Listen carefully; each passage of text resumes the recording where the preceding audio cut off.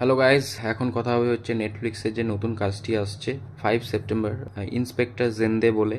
এটা একটা true life incident থেকে নেওয়া। এখানে দেখানো হচ্ছে যে কার্ল সোবরাজ, যেটা অ্যাকচুয়ালিতে চার্লস সোবরাজের যে ক্যারেক্টারটা, যে অনেক সিরিজ মুভিতে আমরা তাকে দেখতে পাই।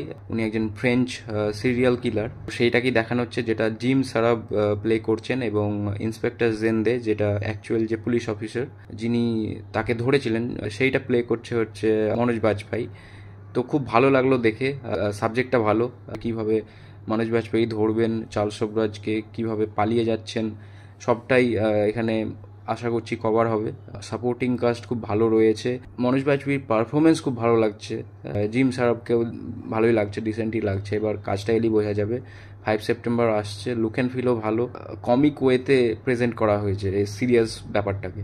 তো সেটা দেখে আমার খুব ভালো লাগলো। যাই হোক, কমিক ওয়েতে প্রেজেন্ট করেছে ঠিক আছে, কিন্তু সিরিয়াসনেসটা যে টপিকের, এটা যেন ঠিক থাকে, এটাই আমি আশা করব। বাকি আপনারা বলুন যে আপনাদের কেমন লাগলো। That's it. Thank you.